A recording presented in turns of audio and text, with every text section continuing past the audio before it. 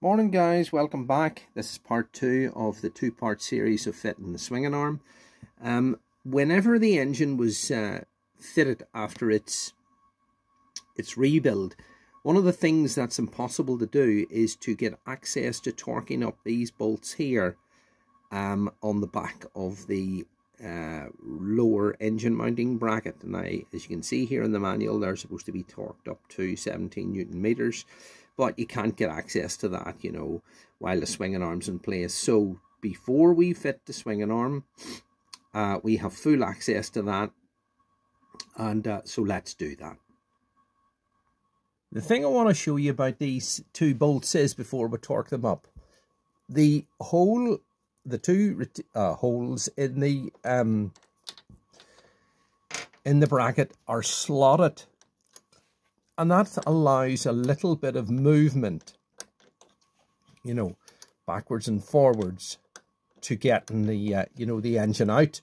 Whenever you take the bottom engine mounting bolt off, you can slacken those two bolts off, and you can move this to the side a little bit, and that lets you get the engine out. But we're going to put the engines in, and we're going to put the swinging arm in. So you can't really see it very well there. I'll get this light over, maybe let you see it a bit better. Oh, you can't really see it the best. Well, you can see it better now. You can see there's a movement between the bracket itself and the side of the engine. So what we want is, we want to slide that as far that way as possible, and then torque these two bolts here up, and then do the bottom engine mounting bolt. Okay guys, so it's slid fully towards the engine, and I'm just going to tighten those both to 17 Newton meters. If I can get that one there on. Okay. All right, now I can do the bottom engine mounting bolt. Okay, so I've just left the bottom engine mounting bolt slack. A little bit of movement in it there. Let me see, you can see that there, you know, and the same with the top one, and that will allow the frame to spread that little bit in order for me to get the swinging arm in, which goes between this fixed point and this lug, this point here, these two areas on the frame. Okay.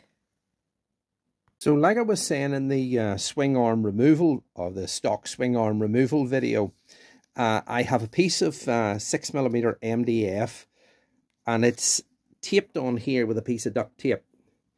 And the reason for that is, like I was pointing out in the other video, is to prevent these two bolts here. See these that I've just tightened up on the back of the lower engine mounting bracket?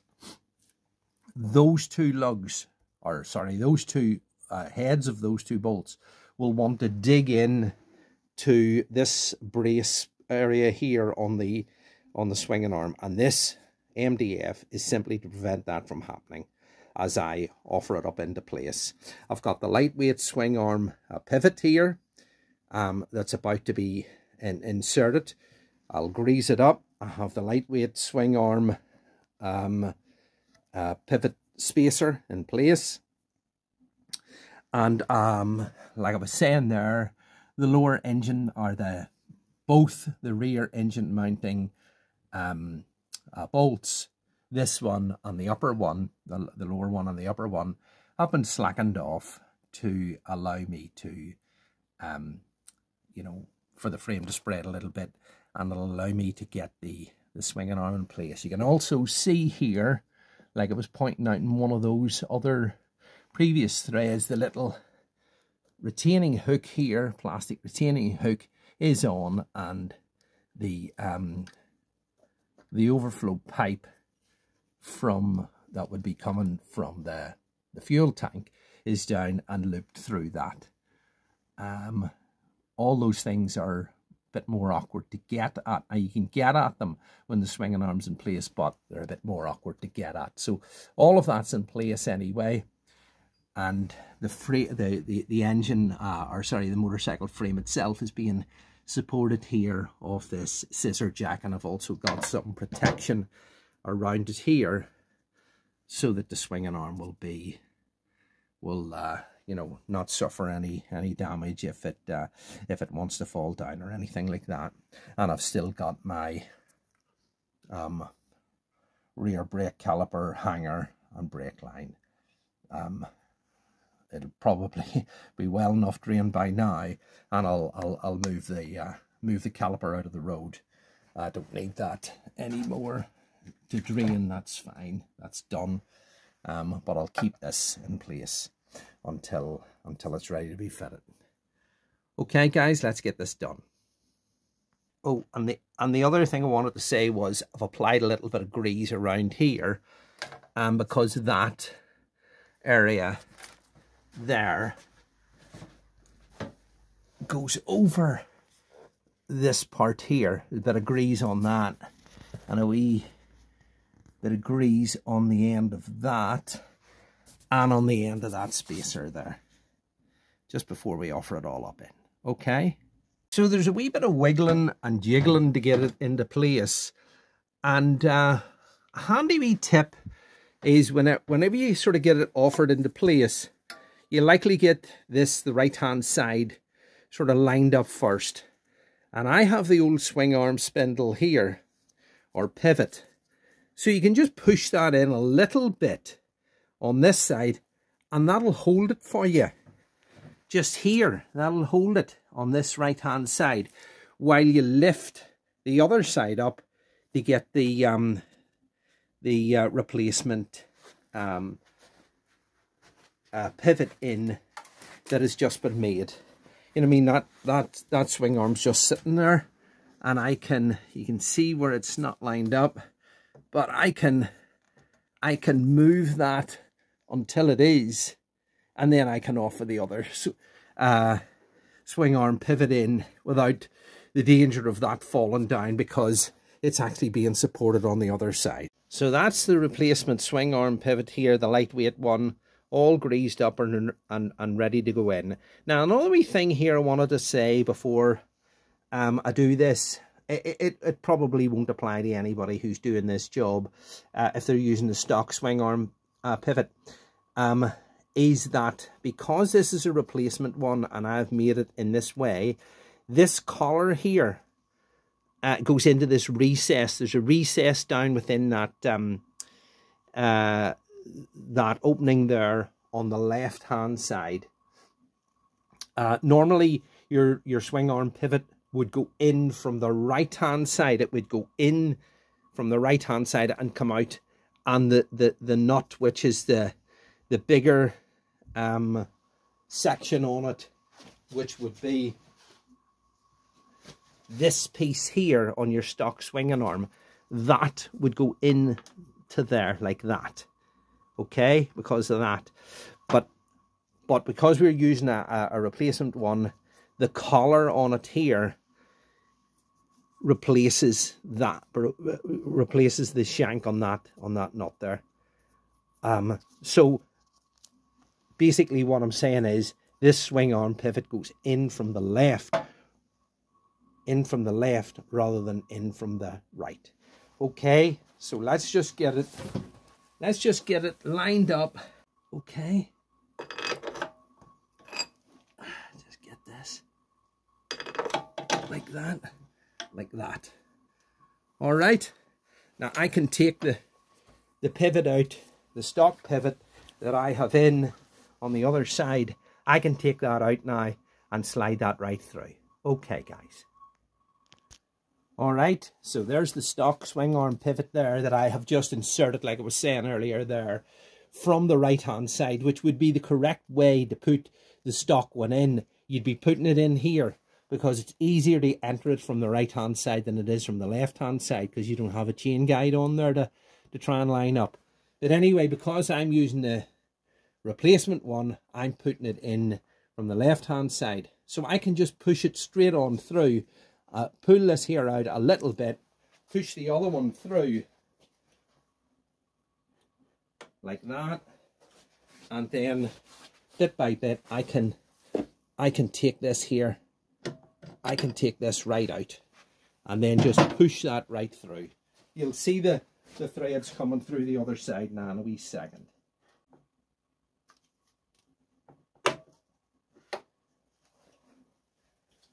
There you go. Okay, so I'm just going to put the nut on here temporary until I get everything else bolted up, and then I'll come back later and put a bit of blue thread lock on that.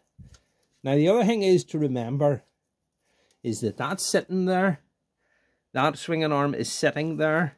I'll take this off and let you see, and that piece of MDF is still underneath it there, as you can see there, and that is protecting that brace from getting dug into by the two bolts, or the two bolt heads there. They're just right there on, you know, that would be the case if you didn't have that MDF in. So I'll leave that in there until I get the shocks on, and then I can take all that off later and tighten everything up. All right, guys, it's just a better view of with a bit more light on it, that you can see where them bolt heads would dig into that if I hadn't got that on. All right. So for this particular build here, this 01, I'm using the stock shocks. Now, when I say stock shocks, this is a 2001 bike, but these are stock 2005 rear shocks. Although I have taken the plastic shroud that would be covering this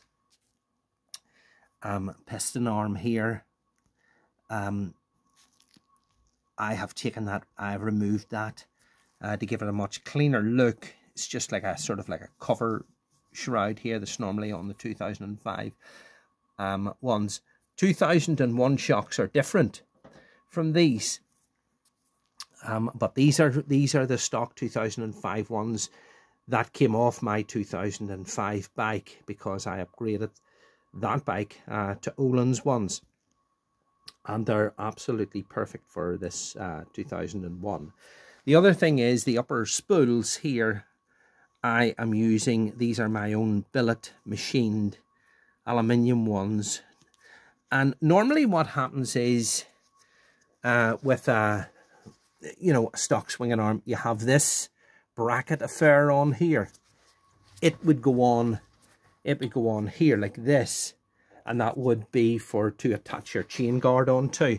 Of course, I'm not using a chain guard for all these. Lugs have been removed from this modified DAEG arm, and also these stock Kawasaki factory bolts are being superseded by replacements that I've bought from Race Titanium here to fit in their place.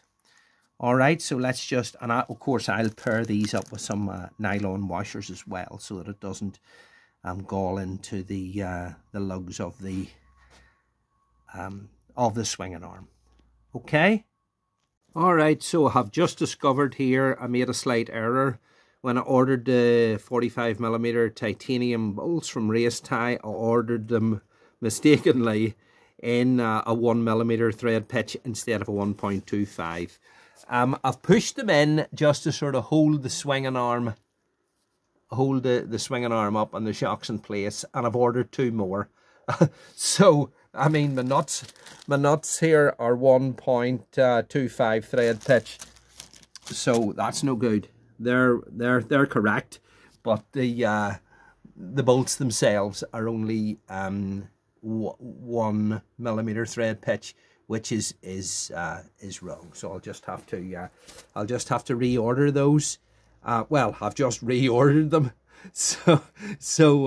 But anyway, that's fair enough. The replacement bolts will be here in another couple of days, and that'll be that done. All right, guys. In the meantime, I'll just go ahead and and fit these billet aluminium upper shock spools here that I machined, and they're quite I think they're quite trick, you know. I mean, I'll have to torque them up, obviously, you know, and but that's what they look like anyway. All right.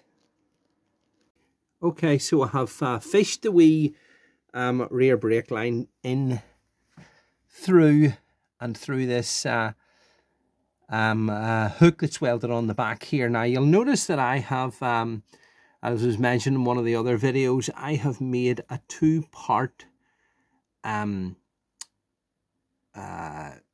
clamp that clamps around the rubber grommet to hold the braided brake line in place. Normally what would happen would be the stock brake line would be a lot thicker than that, and it would pass through there, and there would be a much bigger grommet that would just go within this metal bracket here. But because you're using a braided brake line and then a much smaller and thinner grommet, you need some way of holding it that it doesn't slop about and all, you know. So anyway, that's the way that is, and I'll just put this wee titanium screw in there and tighten it up. Okay, so here's my wee bracket in place here, and really holds that nice and neat, and that just passes through there and goes to your caliper. I'll show you it from the other side.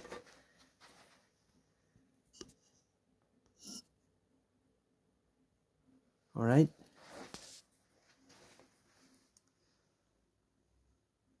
Okay, guys.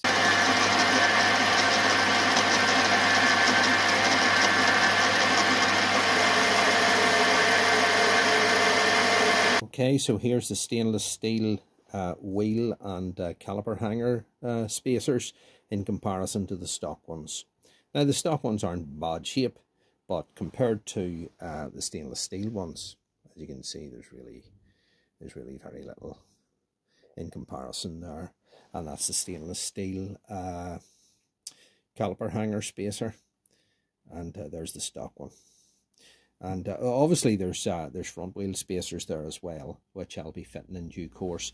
And also that's the grey couch torque arm, and again I have titanium fittings in it here. These are Pro Bolt. These are race titanium nuts. There's the caliper and its hanger. I've refurbished all that, new brake pads and everything in it, as you can see. Titanium fittings as well. So I think we'll just get all this here put together and mount it up. Let you get a look at it. Okay, guys? Okay, so let's just get a wee bit of grease around the needle bearing here in the brake caliper hanger bracket, and get the same done on that.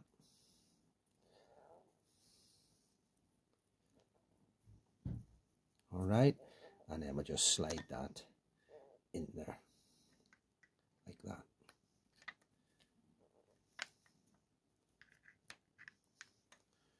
Okay.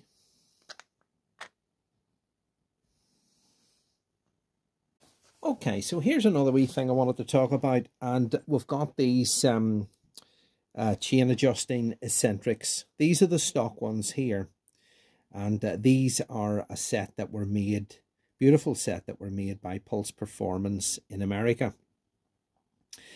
And you know, when you look at them, you think, well, they look exactly the same, but they're actually not. There's a left and a right hand side one. And if you were fitting the stock ones and pairing them up with the stock axle, which is what this is, you'll see here the hole, this hole passes straight through without any interruptions. Whereas and that's the left hand one. That's the left hand one. If you were using the stock setup. This is the right hand one. You'll see there's a little, where's my wee pointer here? You'll see there's a little stop there. Do you see that? Halfway down. Well, not halfway down, almost to the bottom. You see that there? That isn't present on that one. And that is to correspond with this nut here. And also the diameter of that on that one is bigger than the diameter of that one, to correspond with, again, this nut, because this nut will go in there like that. That nut there wouldn't fit in that. Okay, I'll just show you that situation here with the stock setup in the manual. Okay, so here you can see it in the manual here. The axle feeds in from the left hand side in, and the nut would go the nut would go onto it there. That's the nut there. Okay, and of course you've got the little clip that would hold that in place. But that's the way that would be. So that, although these eccentrics don't they're not indicated left and right, that's the only logical way that they can go if you feed the axle in from this side according to the manual. But now I have made a replacement axle in titanium, and so if I want to feed my axle in again from the left hand side, I will then have to flip the eccentrics and put this one over here and this one over here. I'll show you what I mean in a second. Okay, so like I was saying, I'm using these ones from Pulse Performance, but it would make no difference if you were using the stock ones. But for the purposes of this, I'll be using these ones to show you what I mean. So set these to the side, and this is my machined titanium axle. You'll see on it here that I have added a titanium collar to it, and that titanium collar is to mimic what this nut would be, okay, on the stock one. But now the only thing is, if I go to fit that, I can't fit that then from this side in, which is the way it needs to be, because now, as you can see, my larger diameter collar is to the left hand side and not to the right hand side, as it would be with the nut of the stock one. So as I say, if you were using the stock setup, you would have this one with a stepped recess to the right hand side, this one here to the left hand side. But because I'm using this axle here, I have to then move this one to the left hand side and this one to the right hand side. Now people would say, well, sure, why don't you, instead of just feeding the axle in from the left hand side like it shows in the manual, just feed it in like that? And you could do that. The only issue with that is that this here passes through the rear caliper hanger, and what you want to be doing when you're lining that up, you want to be feeding your axle in, and then when you come to you get it through the wheel, you want to then, offer this here up, and so that your axle then passes through it. And whereas if you were to do it the other way around, you'd be feeding the axle right the whole way through that there, and then you'd have to pull the whole axle right out in order to get the wheel out. But anyway, it's a simple enough operation. All it means is, that's a very convoluted way of actually saying or explaining the reason why I am now moving the one with a stepped recess to the left hand side instead of where it would normally go to the right hand side.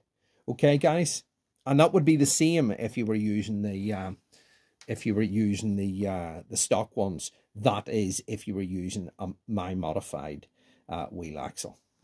Okay, all right. I'll just fit my own little pinch bolts here.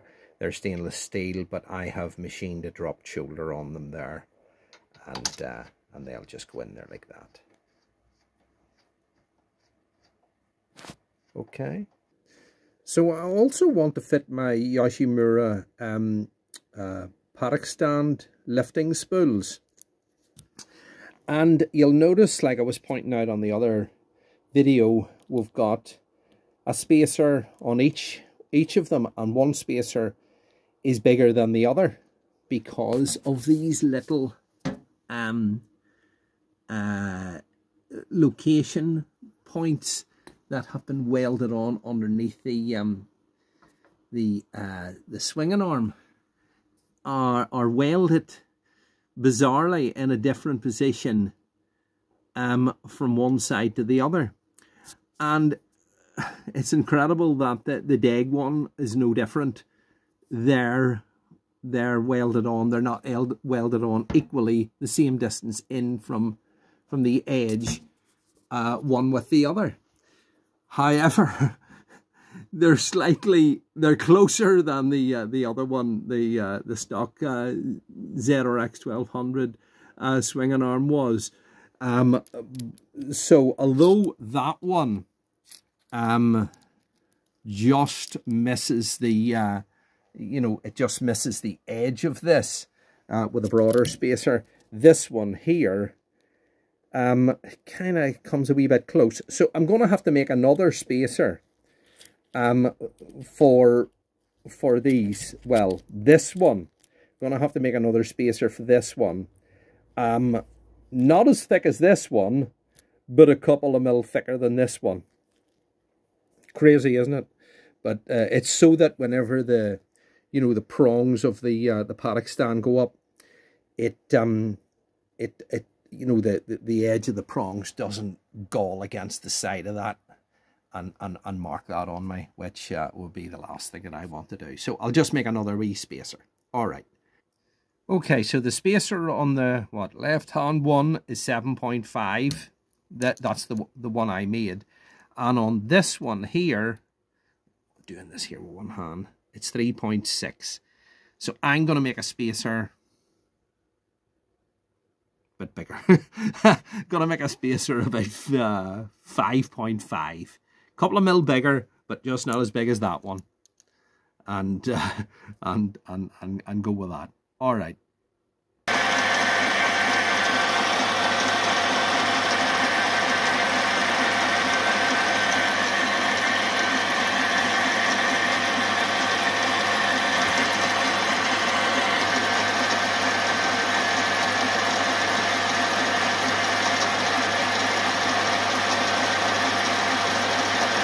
Okay, so we've got the wee washer made. So as I was saying there, on the left hand side, we've got, let's see, just zero that. We've got a what is that there? 7.52. Aye. This is the one that was there. 3.676. I've made a washer there. That's 5.72. So it's about 2 millimeters smaller than this one. So as I say, there is an offset in those little points that these things fit to, but it's not as bad as the stock 1200 arm. But anyway, I'll put these on and take it from there. Okay, guys. And again, I'm using machined or stainless steel screws that I've machined a drop shoulder on. So, like I say, I just want that whenever, you know, the hooks of the paddock stand come up, they don't touch that. All right, so that's one on. We'll do the other one. All right, so I've put a wee bit of grease around the bolt itself, and I'll just put this on here. See if I can get. I might have to move the camera back a wee touch to get room to work.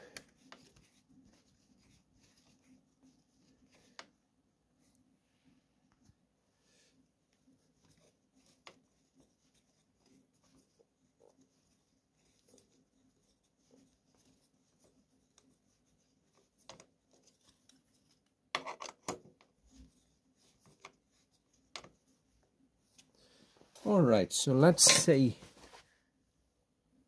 if that's clearing that. Yeah, I do believe it is. Let's see. Aye, there's it there. The edge of that there's clearing that. Those rotate, like, you know, but even so, I still don't want the edge of that. Let's see the other side. That's, yeah, that's dead on.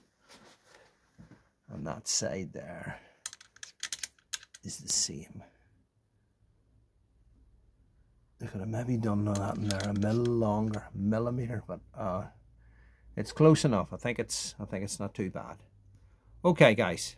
All right, so I was talking there about rear wheel axles, and this is the stock rear wheel axle.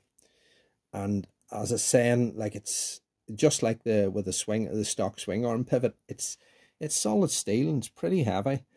Some time ago, I made a replacement here in titanium, which is this one here. And I've also got modified stainless steel retaining clips here for it. I'll just weigh the both of them, and you can see the difference. So here is the. Can you see that? Okay, yeah. Grams, right? Okay. So here's the stock one. If this doesn't roll off on me, 800. What is that there? 869 grams for that one. And there's two wee clips as well, which I haven't weighed, so you call it 870 grams. But anyway, this is the complete titanium one, including the clips.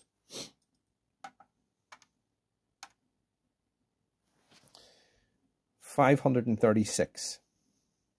Okay, so let's just pass this through here. This will go through like this. And this here is the caliper hanger. That will be like that.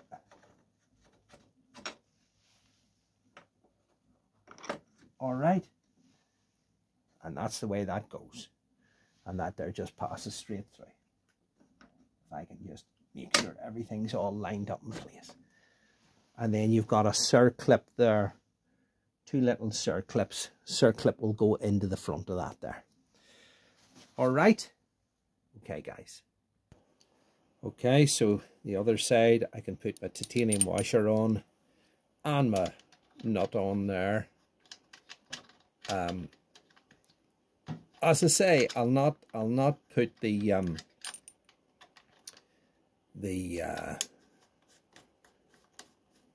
wee circlips in.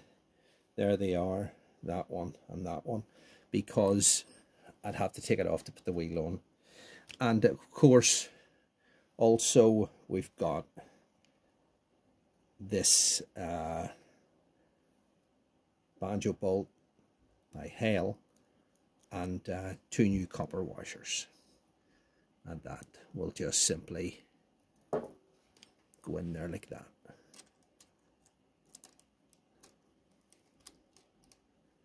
Okay.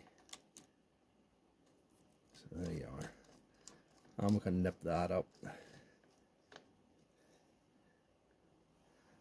All right, so that's that. And then the next thing is the torque arm. Okay, so let's get this torque arm on here. There's a wee sleeve that passes through, and so we'll get this on here like this. This little sleeve passes through like that, and then we've got this titanium screw here and this nut, and it goes through there like that. I'll have to put a wee bit of blue thread lock on those, because I just don't, you know what I mean, they're not lock nuts or anything, so we don't want the we don't want it to fall off, anything to fall off. And then that one, there's a wee nut goes on there, or sorry, a wee, well, I'm putting a wee nylon washer on there, like that.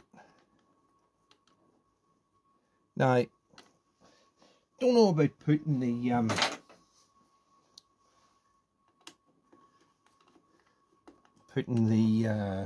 what do you call it on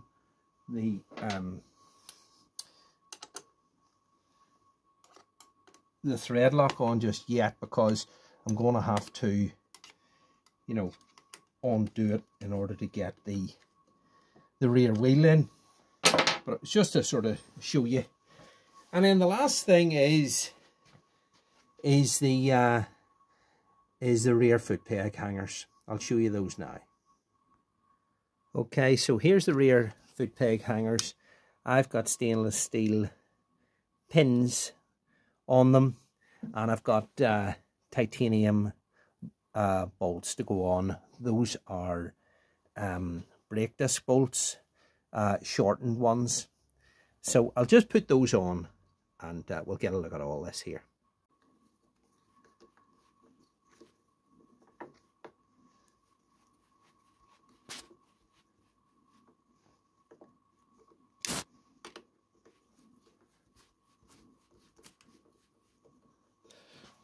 All right, and then I'll do the other side. Okay guys, so there you go. I just want to give you a good look at this swinging arm now that it's fitted in the bike. Now there's obviously things that I still need to do. I need to tighten up the swing arm pivot, obviously. I haven't torqued that up. I need to do the upper and lower rear shock mount bolts. They need to be torqued up as well. I need to replace these titanium bolts here with the new 1.25 thread pitch ones that I just ordered. Need to put blue thread lock on the torque arm bolts as well and tighten those up. Just quite a number of the little bits and bobs that I need to do. I did remember. I'll get this light and show you. I did remember to take the piece of MDF out on the other side of that that brace there, so that, you know, that I had just added in there to so that them bolts wouldn't dig into the back of that brace. So there's that. But I mean, try as I might, the camera just does not convey how spectacular this looks with in the light. It look an awful lot better whenever the you know, get the bike out into the sunlight, and you know, you can see it properly. But yeah, you know, I mean, obviously the rear brake caliper needs blade, and you know, then I need to get the back wheel in, get the chain on, and you know, all the usual stuff. But anyway, I just wanted to sort of like show you show you this this arm and how it looks now that it's fitted. So there it is, guys. And as they say, or as I say, thanks for tuning in. Stay tuned for the next one. Okay, guys, all the best.